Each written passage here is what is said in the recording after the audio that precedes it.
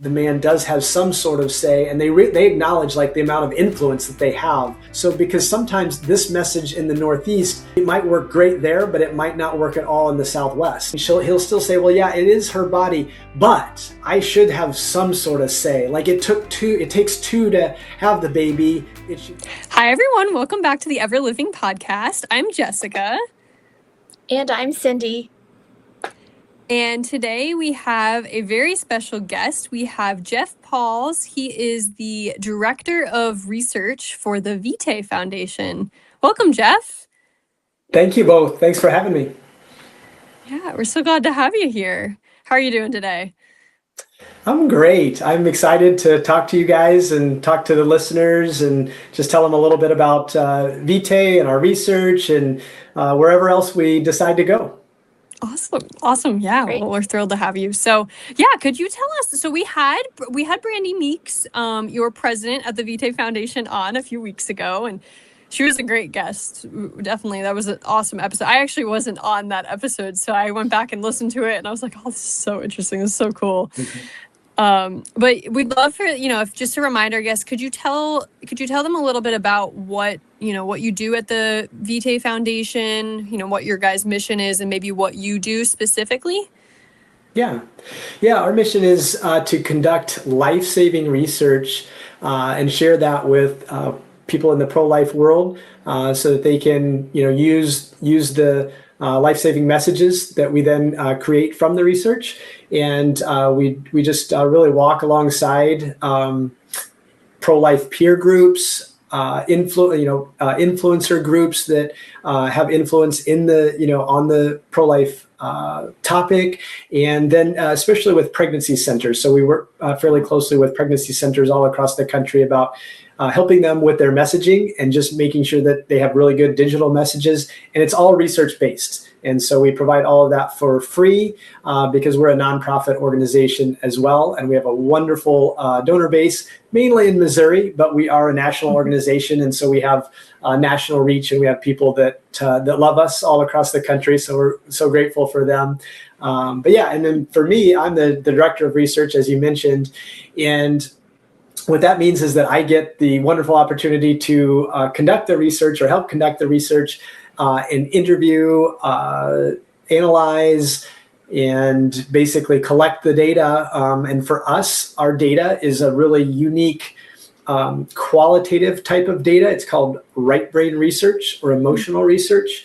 And it's basically a type of market research. So going back 30 plus years, we've conducted these massive studies, not massive in terms of the number of people that are involved, because we have fairly small sample sizes, but we go so in depth in these interviews. They're 2-hour plus long interviews, and it's a one-on-one process. It's and we go through a process of relaxation, repetition, and visualization. And so we really utilize the right side of the brain, and it's something that we've long been connected, or this research has been connected with Dr. Charles Kinney, and he did the first number of studies kind of on our behalf when we were producing commercials and subway ads and bus ads and that sort of thing. And we've kind of moved on since then. Like I said, now it's mainly focused on digital marketing for pregnancy centers and just culture changing kind of messaging for the pro-life movement, as a whole. So basically kind of running that whole program of acquiring that research. And we're gradually doing more and more of that in-house at Vitae Foundation. So, it's a fascinating approach because we're really diving deep into the mind's eye and understanding the emotional and psychological responses of people towards abortion and other issues related to abortion. So we're certainly not, like doing kind of traditional quantitative polling, that kind of research, which is so important. It's good. It's so great that other organizations are out there doing that, but ours is been very much unique since the beginning, and I get the opportunity to help make that happen. So It's a great blessing, great just a great opportunity.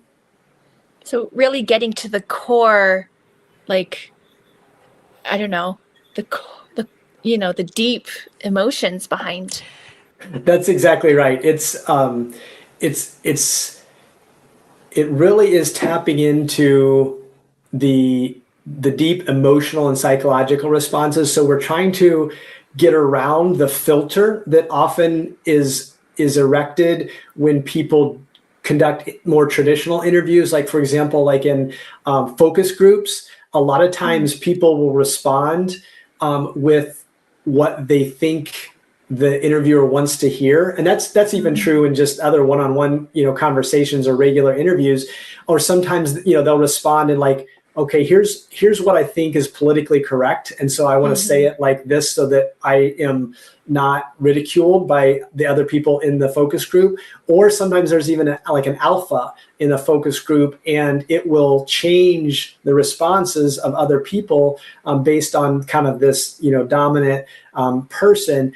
And those are kind of some typical traditional problems in focus groups. We still do them. They're still used in market research and academic research as well. But this kind of research it helps avoid that. And just as an example, one of the things in our research, we initially we interviewed all men for this last study, and we'll get into that in just a second. I was just going to give you an example of how we get deep into the core. That we're asking men, if abortion is a woman's issue, or how his involvement is in abortion. And at first, at the beginning parts of almost all of the interviews, and we did 50 different interviews with 50 different men in 5 different cities. So we're interviewing them, and almost to a man, it's, oh yeah, it's her decision, it's her body, she gets to decide, we're hearing all of this. And then as we go further, and remember I mentioned there's 3 aspects to right brain research: relaxation, repetition, and visualization. So as we continue to have them start, visualize, and they're really going back in their mind's eye and reliving, different times that we're bringing them to where, okay, tell us about the time that you're that she's telling you that she's pregnant, and I want you, where are you? Okay, I'm in her her kitchen, and she's, well, what does it look like? And so we're really going, we're having him give all the details, so he's actually going back to that time and not remembering, he's actually reliving it, which obviously can be really intense sometimes. The emotions that come out of that are really, really amazing and difficult and tragic sometimes. But he was telling us, or each of the men were telling us at the beginning, yeah, it's her choice, it's her right, it's her body. And then as we start to peel back the layers, and as we start to go deeper and, basically, go into the mind's eye, and we're using that repetition. So we're coming at it from different angles.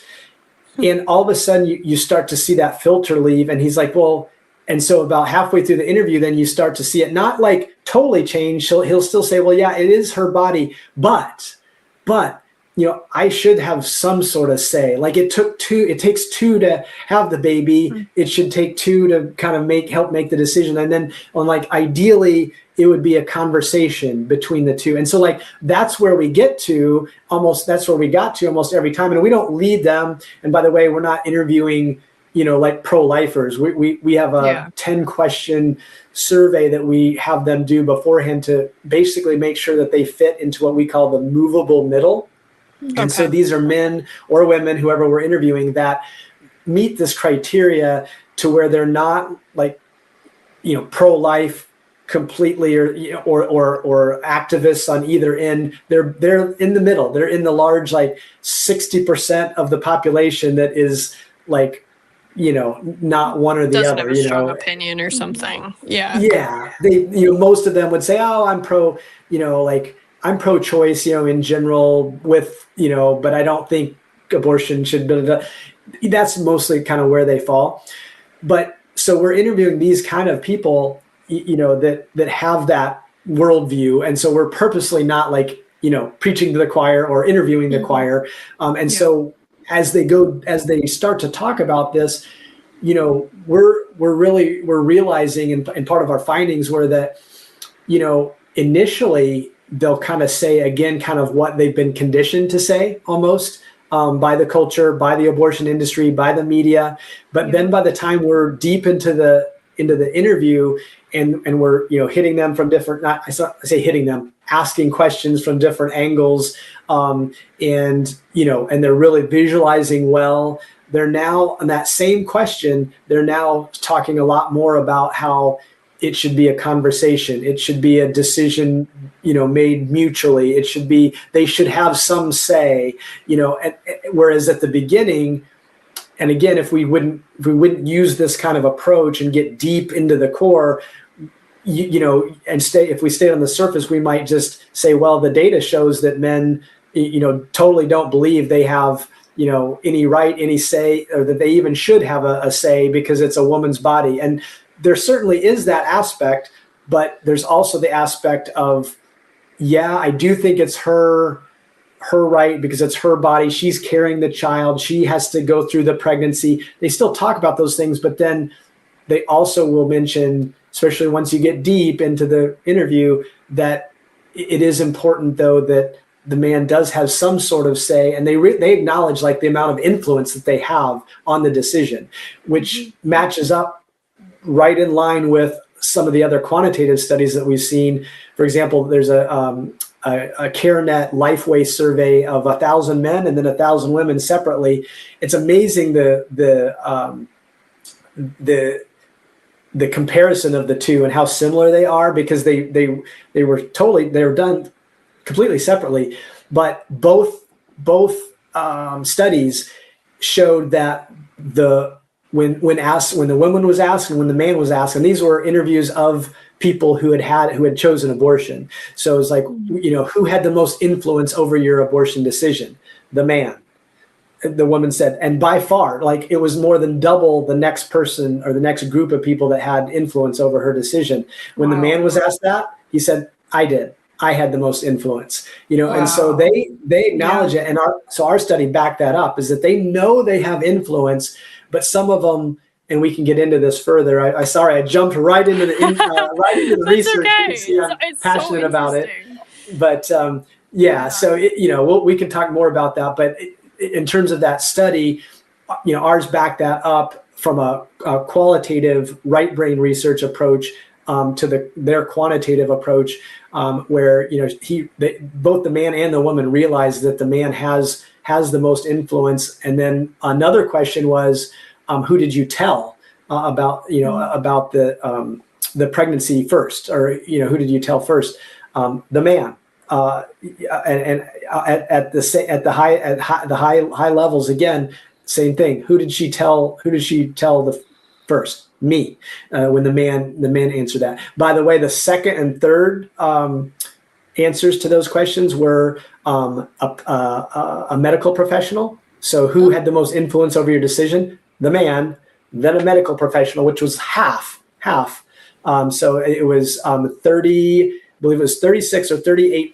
38% said the man had the most influence. 19% said the woman. I think I've got those stats right. These are not our studies, and we don't, again, engage in all of the quantitative. And then the third most influential person was her mom. Okay. So, you know, so and that's the man, true. The medical professional, and then the mom. Okay. Yes. Yep. True on both the men's study and the women's study, completely separate. And in fact, the percentage of who had the most influence, the man, exactly the same. 30, like I said, 38. I think it was 38% for both the men and the women said that. And that's like the odds of that happening is astronomical, I would think. But so it seems like it takes a long time to, you know,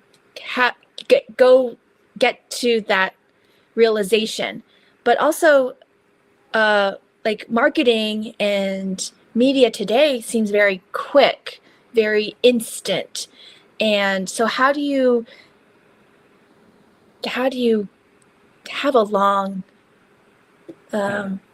slow process with people? Yeah, no, that's a great point. And I think it's just kind of a intentional decision by and I think a very prescient, forward-looking decision by our founder, Carl Landwehr, who just retired this year at age 80. He had been working in the movement like from college, That's all the way through. incredible. Yeah, That's like, I feel like that's like people, a lot of people in the movement. It's like their lifelong thing, because it's like, yeah. really, there's not. I mean, I've always thought, like, I don't think there's a more important issue than this issue, right? The issue of life and death. So that's beautiful. Wow. I mean, I totally agree. I often say it that this movement and this issue it's the most important human rights issue of all time, and I can safely say that, I think, because of the sheer numbers. I mean, and it's just, to me, it's just so horrifying when you look at the numbers of abortions, like worldwide or even just the U.S. That have happened, and and that's not that's just focusing on like surgical and chemical abortion, or and not even related to some of the other like abortifacient drugs and that sort of thing, that aren't often even added in those numbers. But that, and then you look at what it does to like, not just to that one individual that is aborted, that is killed. Obviously, is that life is gone. But then look at the generations that would come, from that life it doesn't exist anymore. And then also what it does to the woman. One of our studies was on abortion healing after abortion, and that was, I would say, probably the most difficult study that we've ever done, to watch the interviews and to go through the transcript and to read through and try to analyze everything. It's just heartbreaking. There's the one that we actually had a sheet to hand out afterwards of potential healing ministries or programs, just because we knew, I mean, this is market research, I mean, you generally don't give a sheet of healing resources to people that you're interviewing about toothpaste or cars or something like that. I mean, so it's just so much more difficult. It's the same process, but the topic is so much more difficult. But in terms of getting back to the greatest human rights issue of all time, you look at like what it does to the woman that goes through that, and just the fallout, from that, and all the things that are associated with abortion that the other side won't acknowledge. But it's a lot of other studies have shown the connection between abortion and so many other factors like depression and suicide and divorce and alcoholism and drug abuse and sexual dysfunction and all these things that are tied to it.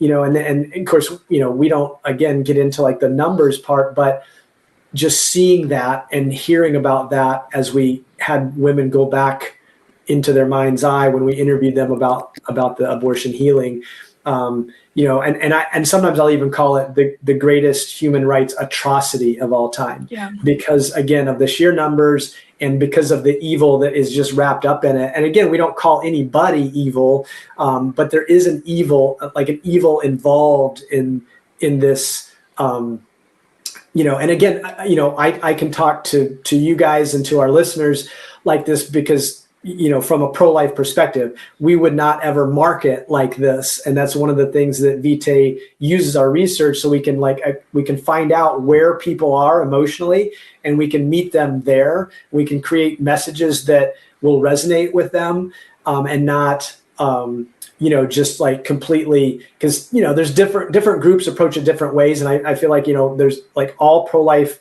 groups that we're on the same side, and it's okay to have different approaches.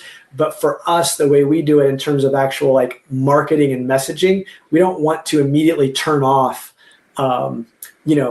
somebody that we're trying to reach, to try to change culture, to try to, heaven forbid, like do something that would prevent them from going to the pregnancy center, as an abortion-minded woman. We're going to do everything we can from a research perspective that we know works to get her connected to a pregnancy center, and not going to turn her off, because of, something that we believe, and we are going to pound the table and say, abortion is murder, stuff like that. Now, again, it's like, we understand that that's part of that human rights atrocity and that evil, but we wouldn't ever, market that way, and so, I think. So I have a follow-up question to that, actually, just kind of about what you guys do. So obviously you're doing this awesome research, which is so interesting, so up my alley. I love research. But so I'm curious, do you do actual marketing for pregnancy centers, or is it more like you inform the marketing? That's an excellent question. Thanks for asking it, Jessica. So both. So we create this, we do the research, and then so that we can actually test it and see what works and what doesn't work. And so we've got the theory, we've got the research, we've got the findings and the data. Then we apply it in. We've got 11, hopefully soon to be 12 alpha centers. We call them alpha centers. They're just like the first level centers that we work with, where they have agreed to test our messages, the messages that we create based on the research. And so we'll do beta testing, which is funny because they're alpha centers. But anyway, I'll have to ask our marketing people about that. But anyway, we test it, and just to see what is more effective. And so those centers are picked purposefully to represent different media markets and different markets around the country. So because sometimes this message in the Northeast it might work great there, but it might not work at all in the Southwest or wherever. Sense, yeah. So we have, like I said, 11 different alpha centers, and so we're actually creating the messaging. We're designing the digital. We have designed the digital marketing strategies. We're providing all of that, for them, or at least a lot of it. And and again, all for free. We might be designing their website. We might be doing their SEO and all of the digital marketing that's related to that. And again, it's all research based, so that we can test those messages. And that's just one way we use the research, but that is one way that we use it. And so we would get the feedback from that beta testing, and then we'll put it onto what we call the Vitae Vault. And this is another one of our websites. We have vitaefoundation.org. That's our main website, vitaefoundation.org.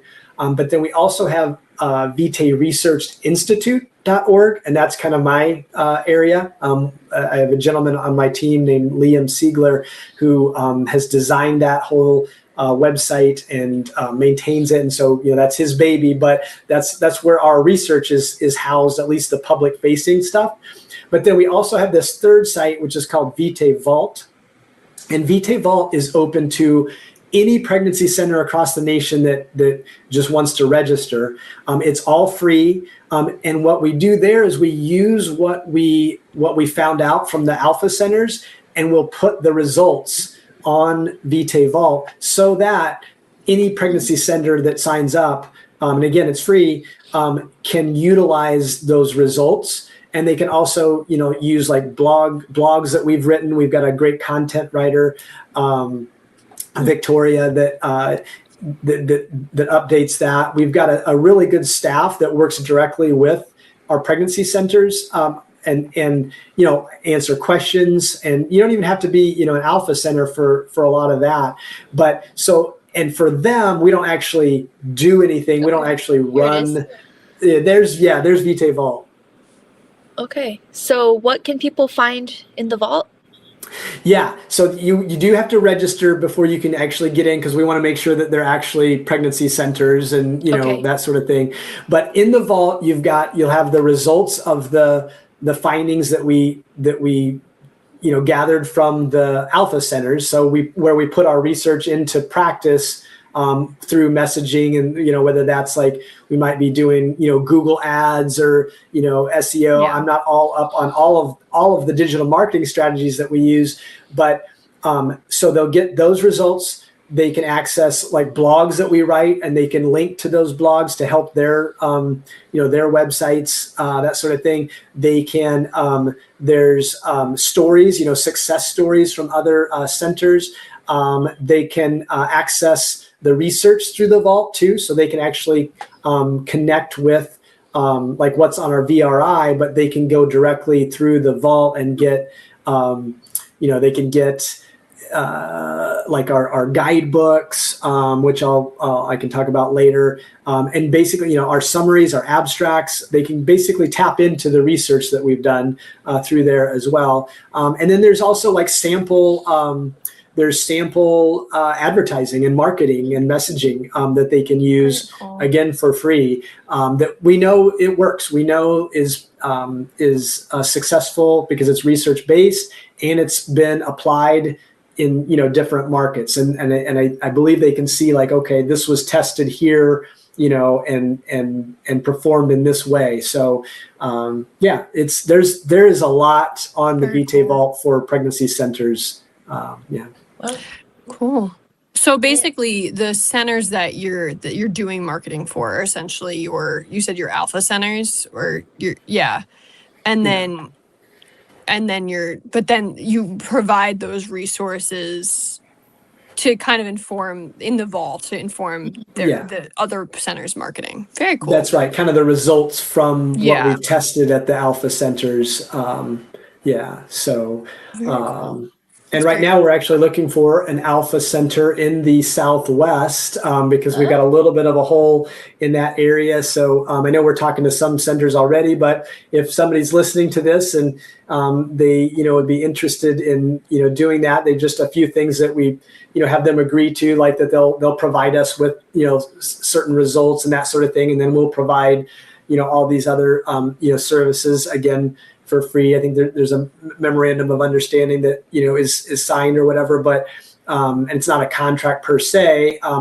That's not my area, but I do know that we're looking, and so like Arizona, Utah, California, kind of thing. So yeah, cool.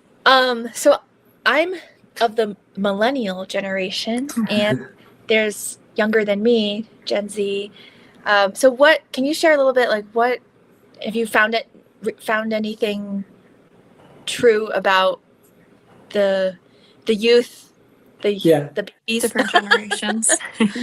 No, that's a great question, and it's so unique. I'm going to probably answer this in a way that probably has never been answered before. So wow, exclusive. Yeah, exclusive. That's right.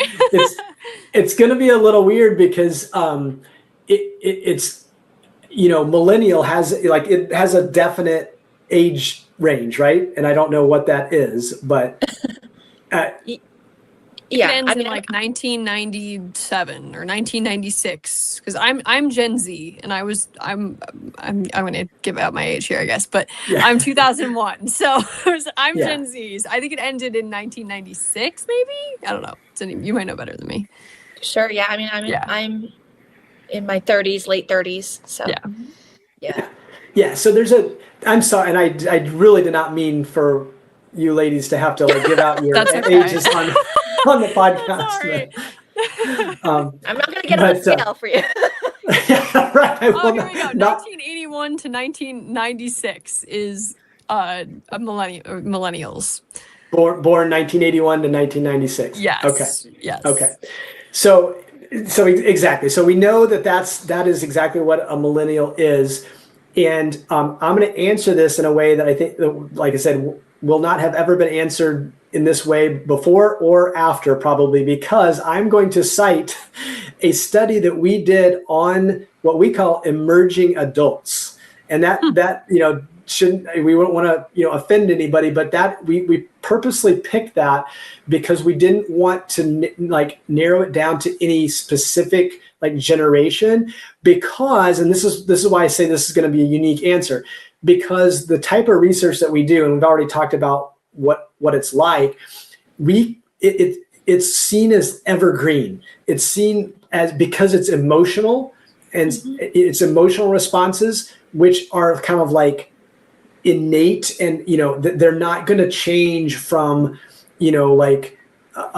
one generation to the next in terms of how they emotionally respond to something. Now, again, there are changes, and changes do happen over time, but this research is a little bit more immune to that, because we're looking at emotional responses to like situations, and not answers to them in terms of like how many or how much, and that sort of thing that do change, obviously. So when we did this study, it was it would have been in the early 2000s with people who were emerging adults. So and that definition for us was, I believe it was 18 to 25. I would have to go back and check that, but basically young adults. And so we were looking for like, how does a young adult respond emotionally to like some of these ideas of abortion, unexpected pregnancy, that sort of thing. And again, trying to understand that those things are going to stay fairly similar, but at that age range. So it would be like, for somebody who, is, age 18 to 25, they're going to respond very similarly in 2026 as the people that we interviewed in the early 2000s, 25 years ago or whatever. Okay. And so, so I'm not going to answer like what millennials, would necessarily feel, because that would change, like as they get older, that would change. But what is it that like a young adult 18 to 25 would react to? And the interesting thing there is, and because we did one with adolescents, and so we did that one from 13 to 18.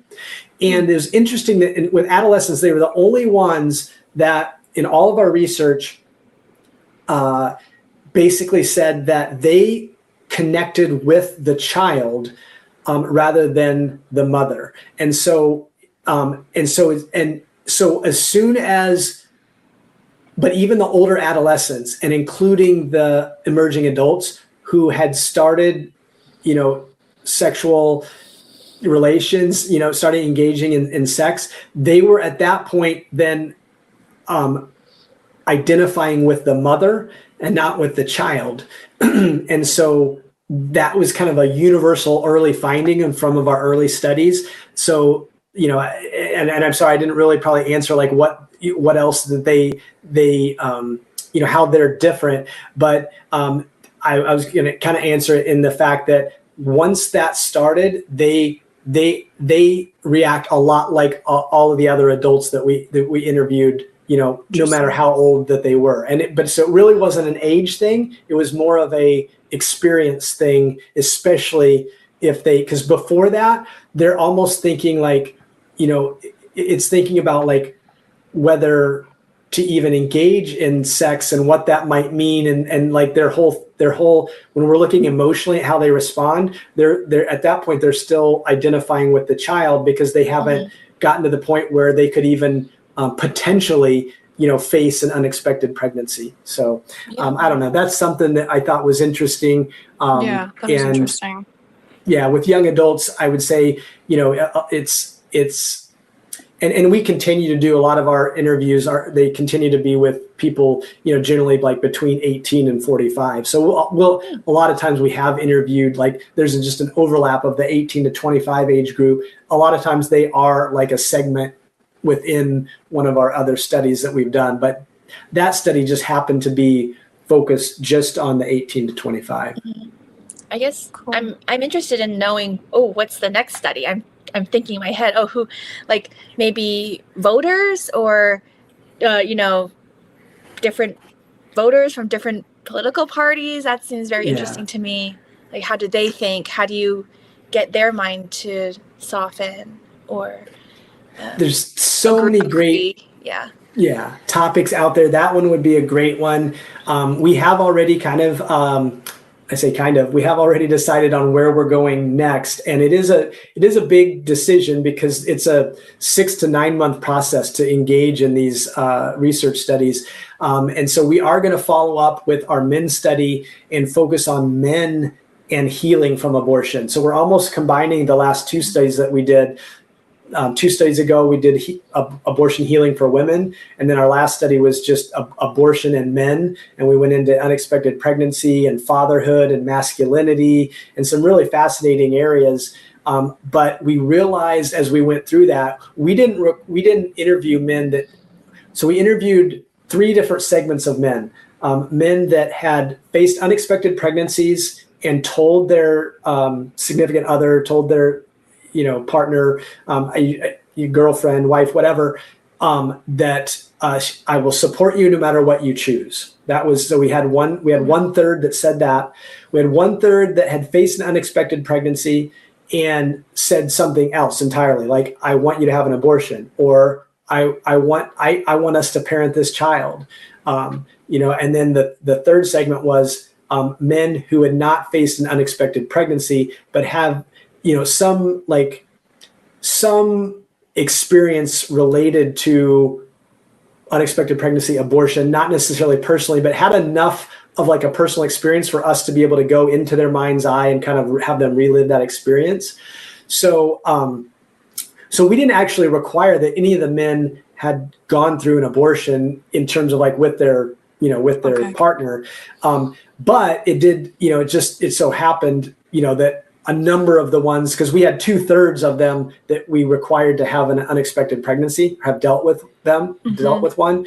And so obviously when you have that kind of numbers, some of them had chosen abortion. And so as we went through that, we realized there was a lot of that men were responding differently than women about like their need for healing or how they basically dealt with an abortion experience. And we know just from statistics and quantitative data that 70% of men who have an abortion experience have some sort of negative response afterwards. So, it's something that people aren't talking about. That's why we did the men's study originally anyway, is that it was an area that just really hadn't been researched enough, and we didn't really understand like what came out of that study. Probably one of the major findings, or not really findings, but one of the things that we're working on most in terms of messaging is the importance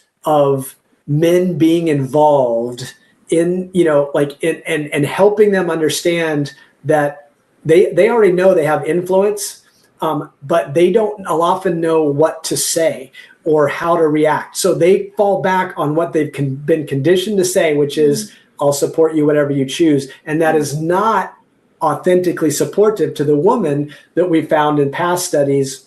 And so it's feeding right into the abortion industries and the media and the culture's efforts to basically separate the man and the woman at that time of that decision, facing unexpected pregnancy. So he's kind of abdicating his responsibility. And the crazy thing is, from this research, we found that he actually wants to step into that responsibility. He would be open to challenges to become the man that he's supposed to be, which means taking hold of that responsibility. And it might not have looked like, he might not have thought becoming a man, like how the process of him becoming a man was going to be. A lot of times it's through graduation and going off to the military, graduation, going to college, graduation and getting a job, all those things. For him, maybe he has, he doesn't feel like he's become the man he's supposed to be yet. Well, here's the opportunity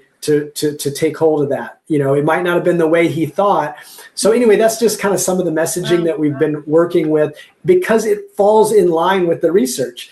He's saying those kind of things. And the tragedy is that abortion is often chosen because there's a miscommunication or a complete lack of communication between the man and the woman. Oftentimes, there is the foremost common reactions, emotional responses to him finding out she's pregnant: fear, shock, excitement, happiness.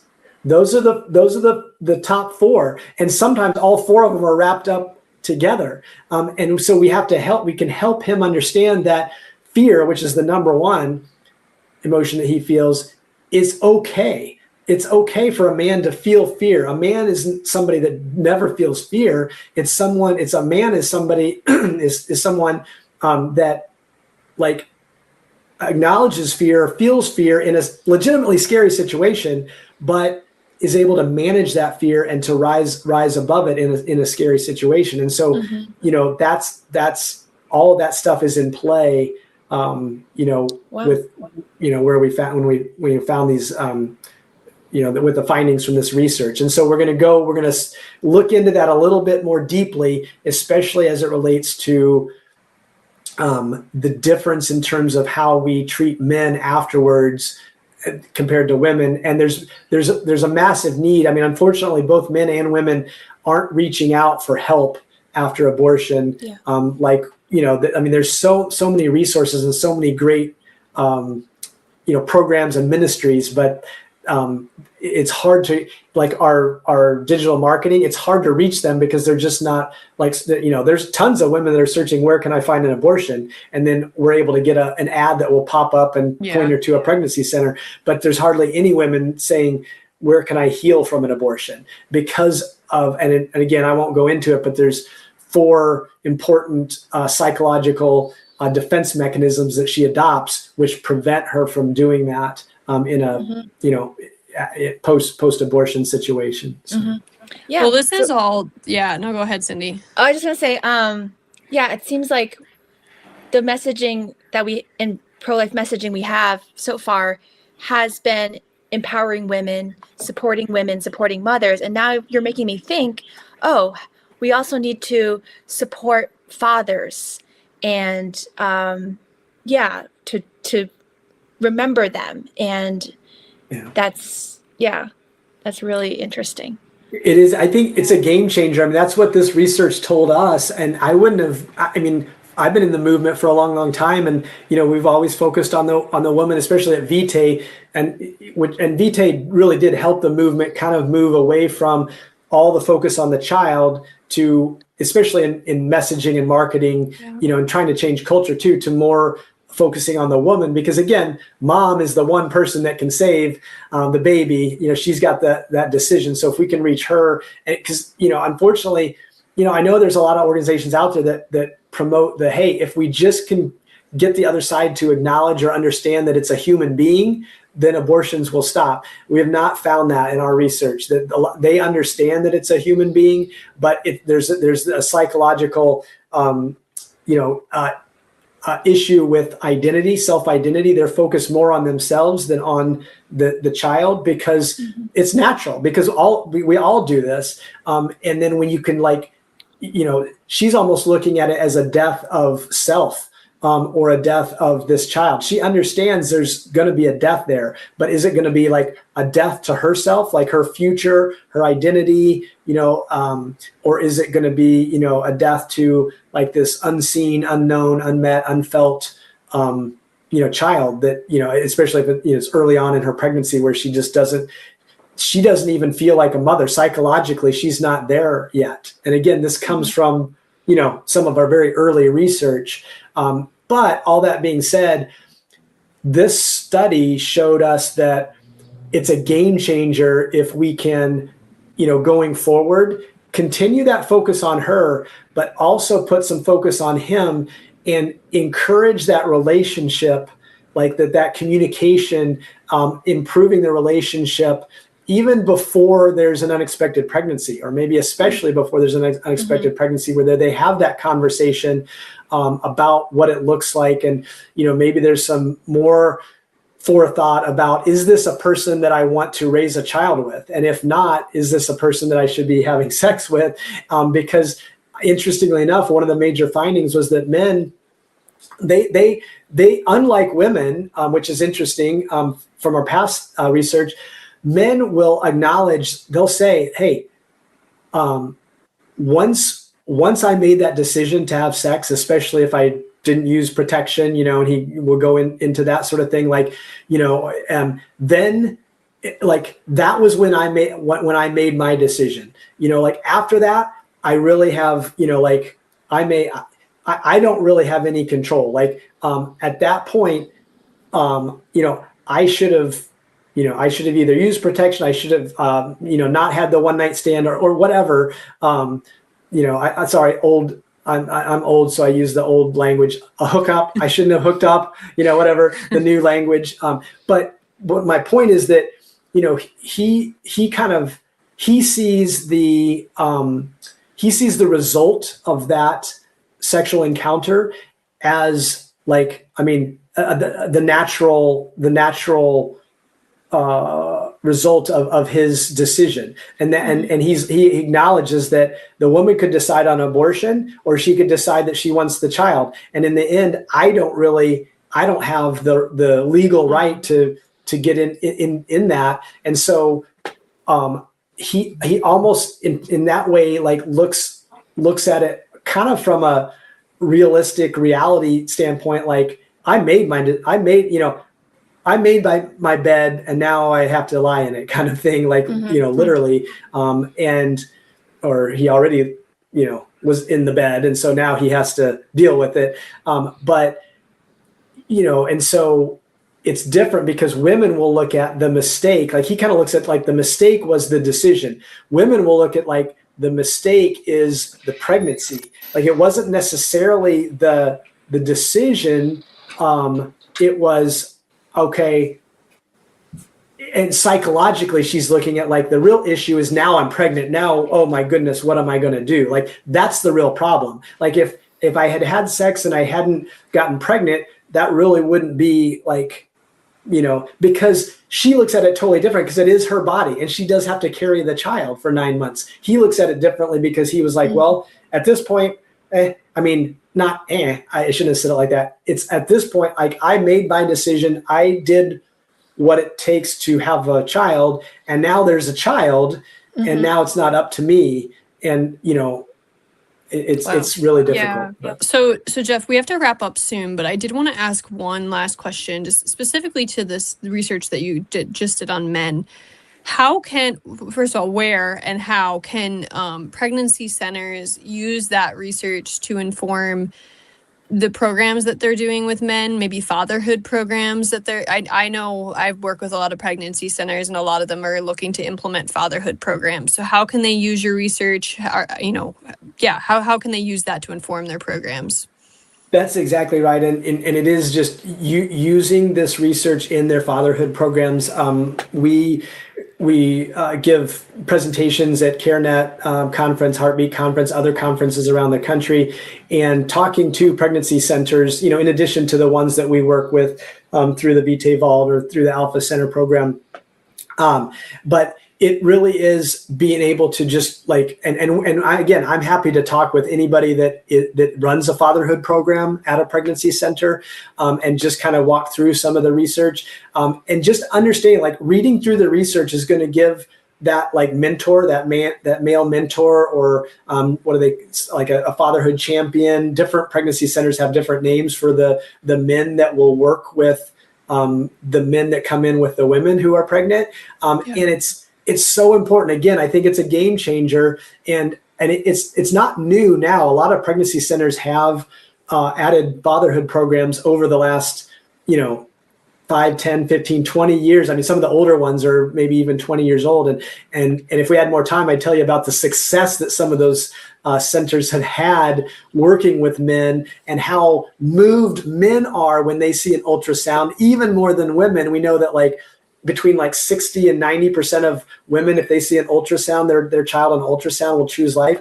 Men with two of the centers that have multiple locations, in Colorado and Arizona that we've interacted with, 95%, 98% of the men will choose life or ask their significant other to choose life if they see the ultrasound and go through the fatherhood program, because men are visual. They see that image on the ultrasound, and it's like, that's my child. Or if they hear the heartbeat, even if they hear the heartbeat on the sonogram, that's one thing that we learned from the study, is that men talk about at the point when abortion is not okay, should not be legal, is when there's a heartbeat. Now they have no clue that the heart can start beating like at 14, 16 days, like they have no idea about that. And then it can be detected like just a couple of weeks after that. So, they think that it's, 6 months down the line or something like that. But at any rate, just the power that, and the change that we could make, the positive change that we could have, if even just those fatherhood mentors and the people that run the fatherhood programs at the centers would just be aware of the research and understand what the men are going through and some of the messaging that we've put together, they will be emboldened and confident to like challenge some of those men. So like, hey, you're already a father, and so they'll kind of like know some, things to say and to be confident in that they're not going to say something, and a lot of times it's just listening, they just need to be there to listen to those men. But even something like we recommend is that, when the pregnancy centers are having the women come in for the ultrasound or a appointment, they just make it an assumption that the man will come too. It's like, okay, you'll want to bring, the date of your last period, all your medical information. And of course, you'll want to bring the father in as well, and just make it like it's just matter of fact, so that then they have the chance to reach that man in a fatherhood program. And so that's exactly what we recommend is, and again, they can call me, they can call my associate Liam in our research department. They can reach us, through the Vitae Foundation. I'm jeff.pauls@vitaefoundation.org, liam.siegler@vitaefoundation.org. They can call Vitae and they can connect to us that way. But yeah, thank you, Jessica, for asking about that. We love for every single pregnancy center around the country to have a really robust men's program. I've said it a couple times, but it'll be a game changer if we can improve that area of the movement as well. Cool. Very cool. And the website you said that they can read that study on is vitaeresearchinstitute.org. Is that it? That's right. Okay, great. Yeah.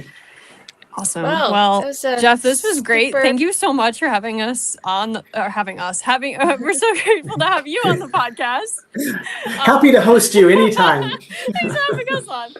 I feel like we could talk forever. This is awesome. But yeah, so do you have a Bible verse that you wanted to share with our listeners? Yeah, just super quick. It's one of my favorites. It's John 14:6. I am the way, the truth, and the life. Right, from Jesus. Jesus himself says this, and I love those three things. When he says the way, the truth, and the life. I mean, I think it has. We've already talked a long time here. And I know it's been a little. You've had me on for a little extra time, which I really appreciate. So I won't get into all of it, but I mean, I think for those of us who are in the pro-life movement, I mean, to think about Jesus being the life, I mean, that's where it all comes from. I mean, that's where all of our lives come from, the lives of the innocent, little ones within the womb, the lives of the mothers that are scared to have those children, the fathers that we've done so much research on here recently. It all life, comes through God, comes through Jesus, and then just the truth that we're trying to put out there as well. I mean, Jesus is the truth. I love how how that verse is so succinct, and it's I am the way, the truth, and the life. It's not like I'm the truth is revealed in me. Jesus says I am the way, the truth, and the life. So that's absolutely it's beautiful. Yeah, why I love that. One of the reasons. All right. Well, thank you, Jeff.